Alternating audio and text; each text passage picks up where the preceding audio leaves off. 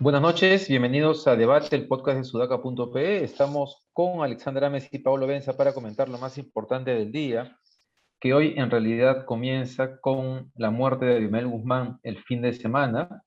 Eh, un hecho que ha generado una serie de reacciones, no sé, me parece, en algún momento me parecieron inimaginables, pero digamos que un sector de la derecha pensó que esto era una, algo armado por el gobierno para en realidad liderar a Abimael Guzmán. Daniel Entonces, Córdoba. bueno, Daniel Córdoba lideró esta corriente en Twitter, le encantan este tipo de shows a Daniel Córdoba. Hoy día una comisión del Congreso se ha reunido con el Ministerio Público y acaban de confirmar hace un momento que efectivamente Abimael Guzmán es el que ha muerto. Además han señalado que el Ministerio Público está cumpliendo muy prolijamente todos los pasos que se deben seguir para todo lo que hay que definir, que ahora vamos a conversar sobre eso también. Y en este momento la discusión está, bueno, en el medio se han generado pues una serie de debates sobre eh, si hay que festejar la muerte, sobre cuál es la posición de la izquierda sobre el Sendero Luminoso y cuál la de la derecha sobre el Sendero Luminoso. Yo me quedo con lo que dijo ayer el presidente de la Comisión de la Verdad, Salomón Lerner, sobre esta especie de negacionismo que hay en los dos extremos del ambiente político, en la izquierda y en la derecha. En el caso de la izquierda, un negacionismo sobre que nada justifica lo que Abimael Guzmán y sus seguidores hicieron, eh, pero tampoco podemos cerrar los ojos frente a cómo así un movimiento de este tipo logró que tantas personas siguieran esta locura, haciendo referencia evidentemente a los factores estructurales que habían para que algunos creyeran que tomando el poder con las armas era posible cambiar la realidad del país. En este momento, la discusión está en qué hacer con el cuerpo de Abimael Guzmán. Es decir, si debe ser entregado Eleni Parraguirre tal como ella ha solicitado, o si no debe ser entregado y el Ejecutivo debe decidir simplemente cremarlo, incinerarlo. Hay un debate jurídico sobre el tema, pero Eleni Parraguirre ha logrado presentar un poder a través de una ex senderista para solicitar el cuerpo de Abimael Guzmán. Este poder aparentemente no va a ser aceptado porque evidentemente si Eleni Parraguirre está encarcelada no tiene forma de haberlo gestionado. Y la mayoría de abogados coinciden en que en que hay bases legales para que el cuerpo no sea entregado al familiar, que en este caso es Eleni Parraguirre, por más que la ley diga que los cuerpos deben ser entregados al familiar cercano que lo solicite. Y que hay bases jurídicas de diferentes formas. Cada quien ha apelado a diferentes argumentos para decir que el cuerpo no debe ser entregado y que debe ser incinerado. Yo creo en este caso en particular que si hay argumentos legales para no entregarlo y que el Estado se haga cargo de la incineración y que no quede efectivamente un lugar, digamos, de, entre comillas, bueno, de culto para los seguidores, por ejemplo, del Movadef, sería lo ideal. Creo que ha habido demasiado show el fin de semana, poca profundidad en la discusión, y que ya como que lo mejor para el país sería tratar de cerrar este caso particular, ¿no? El de la muerte de Abimael Guzmán, cerrarlo de manera tal que no quede un lugar donde él sea enterrado y que pueda luego suscitar manifestaciones o expresiones hacia él. ¿Cómo han visto ustedes todo lo que ha pasado el fin de semana? Ale, ¿vas tú o voy yo? Yo, o sea, bueno, realmente sobre el tratamiento del cuerpo yo puedo tener un deseo particular respecto a qué es lo que se debería hacer, pero que desconoce o proviene de la absoluta ignorancia del marco jurídico que corresponde aquí, ¿no? Entonces, poco va a valer mi aporte acá respecto a lo que se debería hacer. He visto efectivamente, como dices, David, un debate muy, muy bajo alrededor de esto. Y lo que me dice es que esta es una herida que nosotros tenemos y que todavía no hemos sanado, ¿no? Que estábamos bien, o sea, uno aparentemente está bien hasta que te remecen uno, una cosita y de ahí ¡prum! Sale todo el pus nuevamente, el dolor, digamos, ¿no?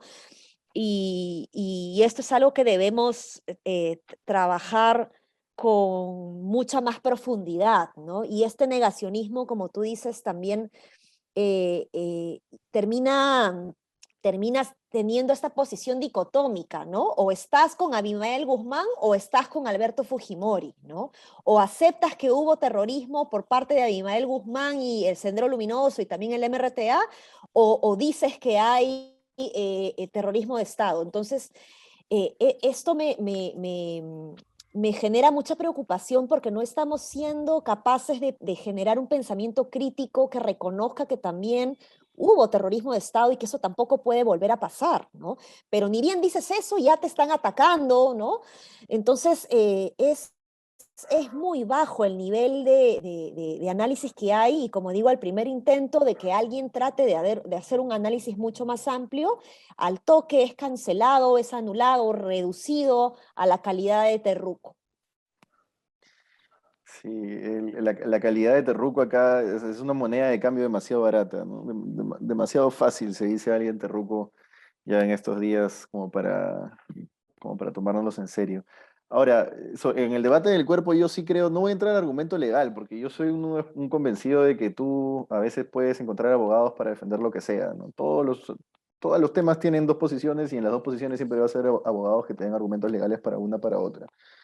No solo en constitucional, sino en general en casi todos los temas. Son como intercambiables. Entonces, no voy a entrar al argumento legal, pero sí al argumento moral. Y yo sí creo que en esto, digamos, no tener una posición no es sinónimo de ser tibio, estar en el medio, no tener, digamos, idea de las cosas. Yo creo que acá hay dos argumentos bastante sólidos para ambos lados. Un argumento importante, rescatando la portada de la República del día siguiente de la muerte de Guzmán, es el siguiente, que es que Guzmán muere encarcelado y derrotado.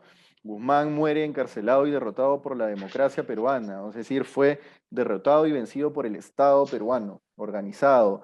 Y además el Estado peruano le gana haciendo trabajo de inteligencia, no le gana con la política de tierra arrasada que implementaron Belaúnde, Alan y luego el chino, le gana haciendo trabajo de inteligencia. Entonces, ahí hay un simbolismo fuerte. Nosotros Claro. como sociedad le hemos ganado, le hemos garantizado una cárcel que respeta sus derechos humanos y como tal, también deberíamos poder garantizarle un entierro a sus familiares o un entierro a su cuerpo como cualquier otro ciudadano, como cualquier otra persona, porque eso es lo que en teoría, llamémosle, nos diferencia de los terroristas. Nosotros tenemos esos procedimientos. Somos como sociedad, una sociedad que se ha organizado y que tiene un Estado que es la expresión organizada de esa sociedad y ese Estado está por encima del terror, está por encima.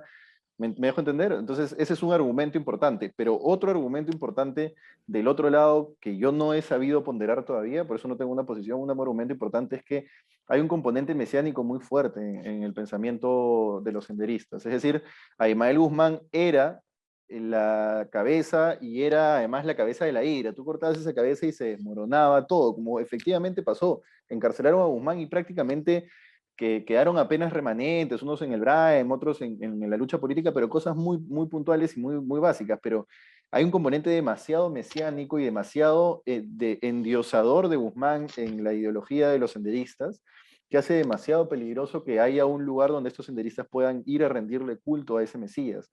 Porque a partir de ese lugar se pueden generar, sí, corrientes políticas que quieran o intenten replicarlo. No estoy diciendo que sin el cadáver no puede ocurrir, pero estoy diciendo que el cadáver sí configura un elemento demasiado peligroso para la replicación de esas ideas mesiánicas. Entonces, yo creo que finalmente el dilema moral es válido. El dilema político no es igual al dilema moral. El dilema moral es válido, Y finalmente, para tener una respuesta, cada quien deberá valorar qué es lo que piensa que es más importante para cada quien, ¿no? O sea, si para mí es más importante formar parte de un conjunto, de una sociedad que como tal y en su organización trate a todos sus ciudadanos o a todas las personas en general como personas, como, digamos, respetándole absolutamente todos sus derechos humanos, entonces creo que podríamos irnos por el lado de que lo entierren, que le den el cadáver a la camarada Miriam. Si es que lo que más importa es prevenir de todas maneras y tratar de borrar cualquier rastro de Abimael para que no haya, o haya al menos la menor posibilidad de que se configure otra vez una ideología parecida a la de Sendero en base a su figura, entonces iríamos por la segunda, ¿no? Pero ya es una cosa muy personal. Yo todavía no he logrado decir por cuál, digamos, me decantaría. Sí, bueno, sí, es que yo creo que en este caso sí es claro que hay un interés público, ¿no? No es que no exista. Sí. Entonces, Pero, pero sí, ahí, dale, dale. ahí, David, lo que tienes que ver es si el interés, o sea, el interés público cuál es, que no haya un culto a su personalidad basado en un mausoleo, en una tumba, en un cementerio, digamos. Va por ahí. Exacto, sí, Pero digamos, sí. se puede uno asegurar o el Estado puede asegurar que eso no ocurra más allá de cremar sus cenizas. O sea, puedes asegurar que no Se haya puede manifestaciones. asegurar porque, salvo que sea en una casa privada, en un jardín, que incluso me imagino que podría haber un marco legal o algo que lo prohíba, Exacto, o sea, pero cualquier persona no es que pueda crear un monumento en una plaza pública, ¿no? Que eso claro. está prohibido. Entonces, sí, bueno, creo, en cualquier caso, en términos de la corriente de opinión, sí creo que hay una especie de consenso y que el gobierno está en una encrucijada, porque el gobierno primero intentó poner la pelota en la cancha del Ministerio Público, creo que fue una buena movida en primer término, pero conforme pasan las horas, todo parece indicar que quien va a tener que tomar la decisión va a ser el MINSA, porque en la medida que no hay un familiar que pida el cuerpo, ese cuerpo va a ser entregado al Estado, representado en este tema en particular por el MINSA, y ellos tendrán que decidir qué cosa hacer, ¿no? También llamó la atención el fin de semana, no sé si vieron el pronunciamiento de Bellido, ¿no? Porque yo no entendí muy bien qué cosa quiso decir. Es como que reflejó claramente que le costaba mucho el asunto, había una coma en su declaración por cada tres palabras que daba porque saltaba de una cosa a otra. Sí. Este, ese es un tema. Y luego quería profundizar un poco en lo que decía Alexandra, ¿no? Porque una de las cosas que me impresionó el día que falleció Abimael Guzmán es la cantidad de gente que tenía que decir algo. Era como todos querían tener la frase más condenatoria o yo qué sé, ¿no? Pero nos cuesta mucho esto que dice Ale eh, ¿cómo decirlo? De mirar el panorama completo de todo lo que pasó. Y eso es lo peor que le puede pasar a una sociedad y un país, ¿no? Porque justamente en esa polarización y en ese no querer reconocer la mirada del otro, es lo que te puede llevar nuevamente, no al escenario específico de un movimiento maoísta que cree en las armas, ¿no? Pero sí a la existencia de posiciones radicales en una sociedad. De hecho, a mí me llama la atención, perdón por la bullaza que no sé qué ha pasado acá, a mí me llama la atención, por ejemplo, eh, que ahora, que ahora, por ejemplo, entendamos de alguna manera, ¿no? Que un sector de la población opte cada vez, o sea, conforme pasa una elección por una candidatura más radical, ¿no? Conforme ¿no? el Estado no soluciona ciertos problemas, cada vez hay una mayor predisposición a una opción más radical, políticamente, ¿no? Entonces, debería ser relativamente claro que los países que no logran solucionar ciertos problemas de desigualdad, de acceso a derechos esenciales, son espacios o países o naciones donde la probabilidad de movimientos radicales, ya sean políticos o subversivos, es mayor, porque simplemente, digamos, mirando la historia y lo que pasa en el mundo, así es, ¿no? Pero O sea, ves, un movimiento luminoso nunca va a suceder pues, en un país desarrollado, ¿no? tú mismo, Dale, dale, Pablo. no sé por qué si hay movimientos neonazis en países europeos, o sea, pero tú mismo lo estás diciendo, ¿no? Sí. Países que no resuelven conflictos esenciales de su identidad como nación tienden a caer en No, y movimientos está la ETA radicales. también, ¿no? La Claro, ETA. pero lo que voy es, Ujú. ahí no influye el factor cuerpo de Guzmán, más allá de que el cuerpo exista, esté enterrado, esté cremado y sus cenizas en el mar, el movimiento radical se va a formar porque no resolvemos un problema muy profundo de nuestra sociedad y no porque existe el cuerpo, no. Entonces, yo por eso quizás no he completado bien mi argumento, pero cuando leo a la gente que dice tienen que cremarlo y tirar a sus armarios, digo, ¿en realidad eso va a evitar que vuelva el radicalismo? No sé qué tanto. Quizás lo que más va a evitar que vuelva el radicalismo es si mañana yo voy o de repente simbólicamente un Daniel Córdoba va y le da la mano a una persona a la que te ruqueó, cosas así, simbolismos reales que van a hacer que la sociedad se perdone a sí misma y salga adelante y supere por fin en la etapa de los 90 y los 80, ¿no? Claro, el problema es que estamos enquistados desde una posición y desde otra, ¿no? O sea, este fin de semana mucha gente, y bueno, Córdoba entre ellos, pusieron este hashtag que fue tendencia, queremos ver el cuerpo, ¿no?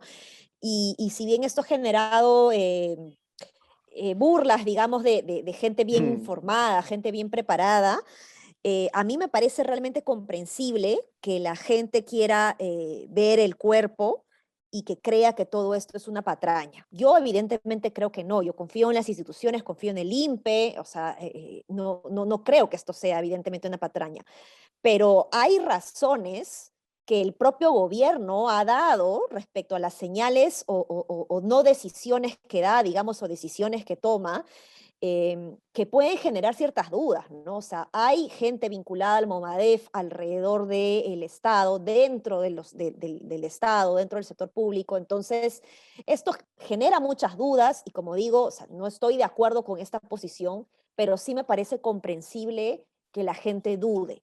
Entonces aquí lo que tiene que hacer el Estado, el Ejecutivo particularmente, es no darle razones a la gente para que dude, no darle razones a la oposición para que lo sigan criticando, ¿no? Entonces, solamente el Ejecutivo se escuda en la idea de que todos son la prensa mermelera, que solo hablan mal de él, pero no da muestras, no da señales de cambio, ni de probidad, ni de ética, valores, ¿no?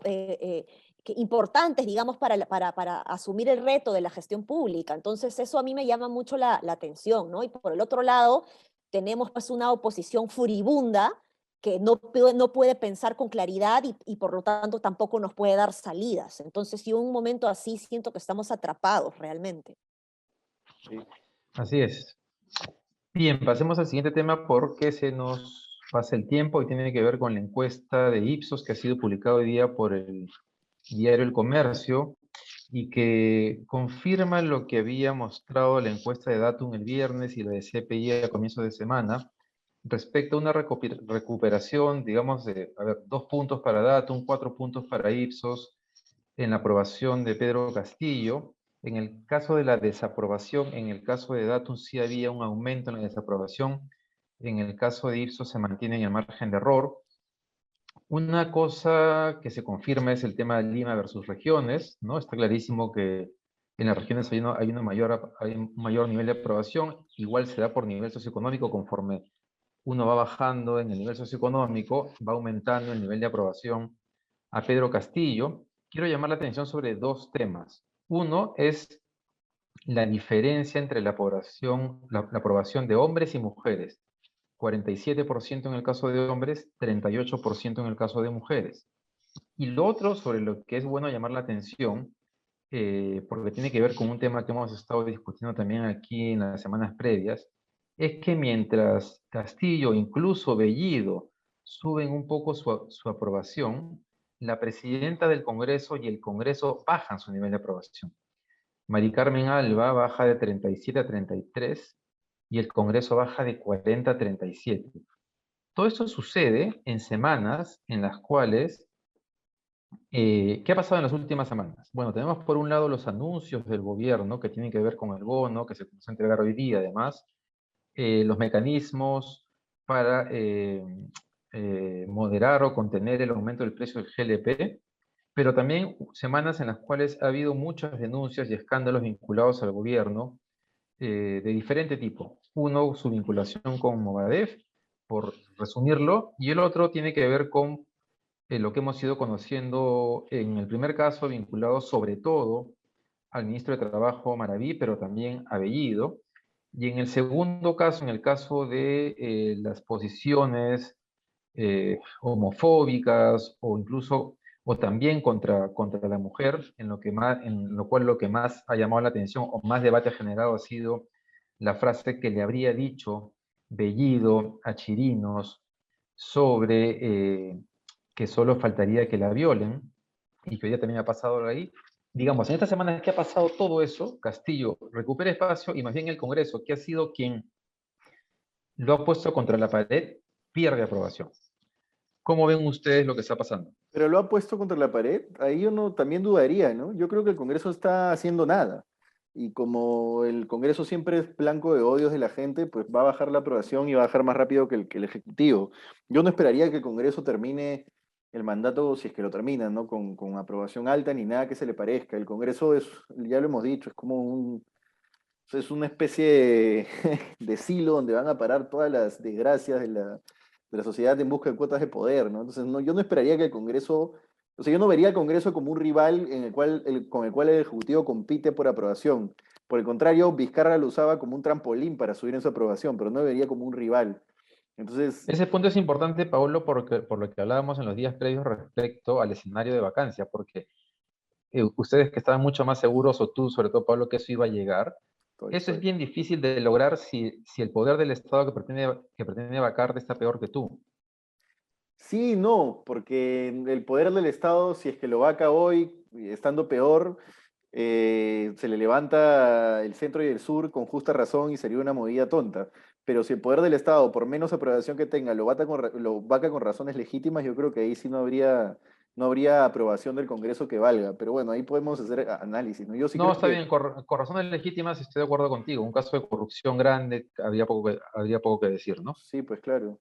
Pero bueno, y sobre la aprobación de No, Castillo. pero igual, Dale, dale, dale, dale, dale. termino. Digo, sobre la aprobación de Castillo, yo creo que tú eres muy optimista, David. Se ha subido, ha recuperado tampoco, pues, ¿no? O sea, y ¿Por además qué siempre optimista? Eso no sí, es optimismo, ese es un registro de las encuestas. es un Pero pequeño saltito, es un pequeño saltito que además se registra normalmente en el siguiente mes de que cada gobierno inicia. ok, Y es un está bien. pequeño saltito. Pero bueno, ya, en fin, eso. No, y yo Cuando lo Pedro veo un Castillo poco, baja 4 puntos, tú haces un drama y cuando sube es una cosita.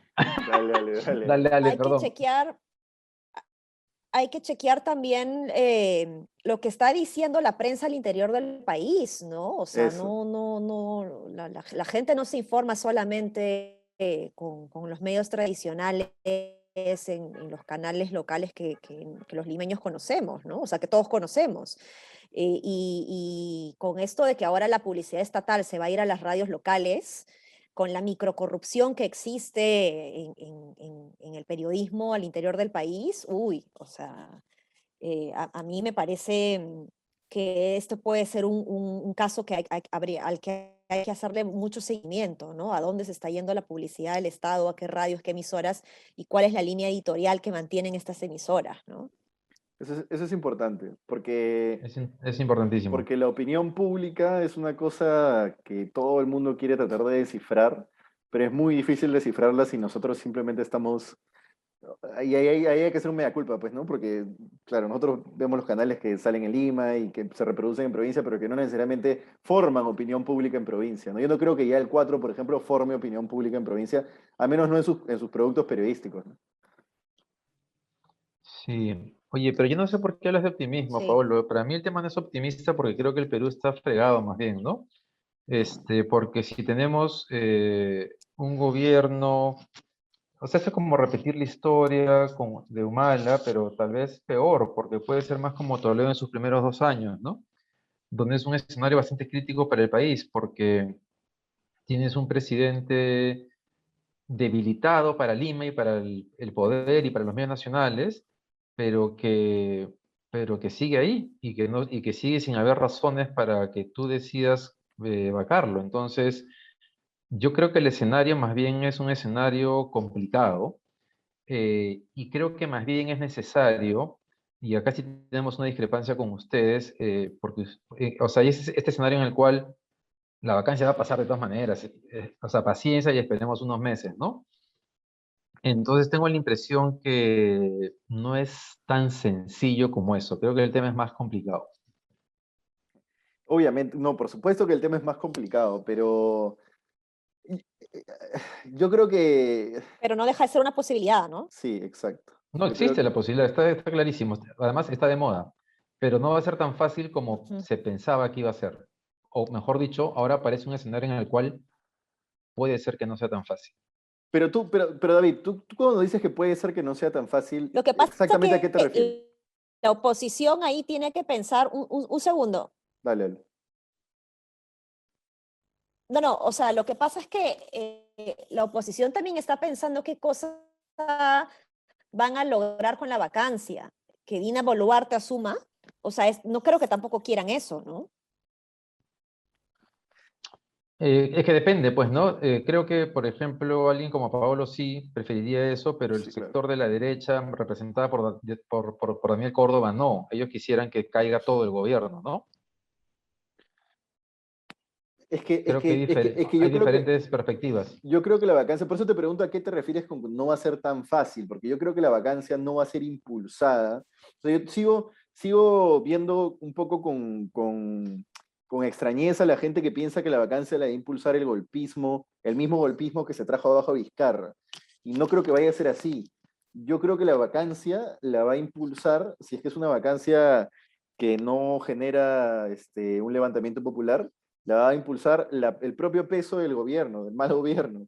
Estoy convencido de que va a ser así. Si no creyera que fuera así, no creería que la vacancia sea la mejor salida. Si yo creyera que la vacancia la van a impulsar los golpistas, o sea, la coordinadora republicana y los viejos lesbianos, no creería que fuera la mejor salida. Pero yo creo que lo van a vacar Acción Popular, Alianza para el Progreso y Podemos Perú por el mal gobierno que va a ser. Pero es Entonces, que lo que bueno, pasa, Pablo, es que tú estás aislando dos variables que no pueden aislarse. O sea, un mal gobierno no se cae. Un mal gobierno hay en todo el mundo. Hay malos gobiernos en todo el mundo. Se caen porque hay mal gobierno junto con una posición y con un sector político, que no solamente son los partidos políticos, que hacen que esa mala gestión se convierta en un motivo de vacancia. No es que tenemos un mal presidente o de mala suerte, ¿no? para explicar, Como gobiernas mal, chao. para explicarme en Imagínate. cortito, para explicar en cortito, pero a eso me refiero con que creo que se lo van a vacar estos partidos que no son, digamos, el golpismo, ¿no? Que son bueno, Acción Popular quizás sí es el golpismo, ¿no? Pero me refiero a que son estos partidos que no han iniciado con una retórica de bajarnos. Lo creo que esos van a terminar definiendo el partido y lo van a definir porque lo políticamente eficaz en ese momento, lo políticamente rentable va a ser bajárselo por el mal gobierno que ellos están haciendo, ¿me entiendes? Ajá, ok. Sí, bueno, entonces, ¿algo más que comentar sobre este tema o pasamos al siguiente que tiene que ver además con una entrevista que ha hecho Sudaca? Ale, ¿quieres comentar algo sobre las encuestas? No, no, pasemos al otro. Hoy día estuvo Bellido en la Comisión de la Mujer, pero durante el día, y seguramente a raíz de que él iba a ir a la Comisión de la Mujer, Bellido hizo público una carta notarial en la cual le pide a la congresista Chirino que se retracte de lo que afirmó que supuestamente Bellido había dicho que es solo falta que te violen. Patricia Chirino respondió rápidamente diciendo que no se iba a retractar porque eso fue lo que pasó y que tomara las acciones legales que le pareciesen. En paralelo, Sudaca ha publicado una entrevista a Nay Durant donde la ponen en dificultades a la ministra respecto a su posición tajante, por ejemplo, cuando sucedió lo del escano, y el beneficio de la duda que plantea en este caso, digamos, la posibilidad de que los miembros del Ejecutivo puedan aprender modales de igualdad o, digamos, o de respeto. Pero Bellido, con este gesto que ha hecho de mandarle esta carta a Chirinos, yo no entiendo bien a qué está jugando, porque yo diría que una carta así es mandada por alguien que está muy seguro que no dijo lo que otros testigos dicen que sí dijo. Si no, no se entiende para qué mande esa carta, que lo único que hace es más bien reabrir el tema y ponerle en una situación complicada.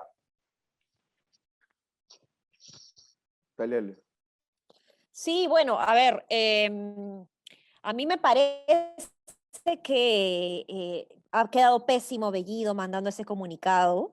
Así sea mentira lo que ha dicho esta congresista, o sea, él no está entendiendo que en este momento tiene todas las de perder y haciendo esto queda muy mal. Y acá yo sí le creo a la congresista porque ha habido testigos alrededor de ella que de alguna u otra manera han confirmado el hecho. Entonces no es su palabra contra la suya. Y ahí por eso digo, está quedando pésimo Bellido, ¿no?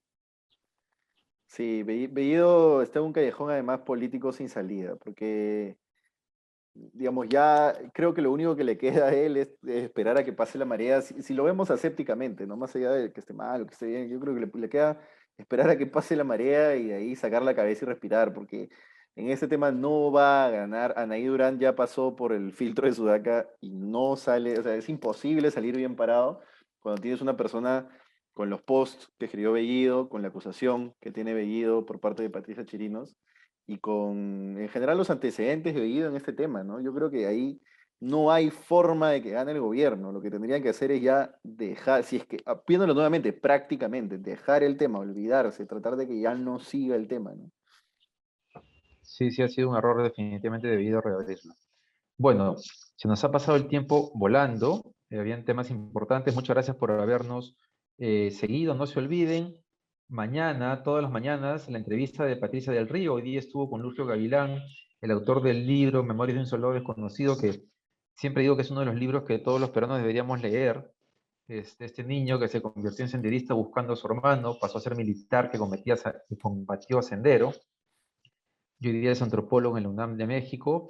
Y no se olviden también Pablo, ¿sabes la entrevista de mañana de Pati del Río para comentarla todavía?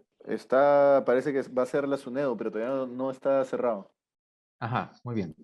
Bien, entonces Pati del Río todos los días a las 9 de la mañana y sigan a Sudaca en las redes, en YouTube, en Spotify y en las otras plataformas de podcast. Muchas gracias por haber estado ahí. Hasta mañana. Hasta mañana, chao, chao.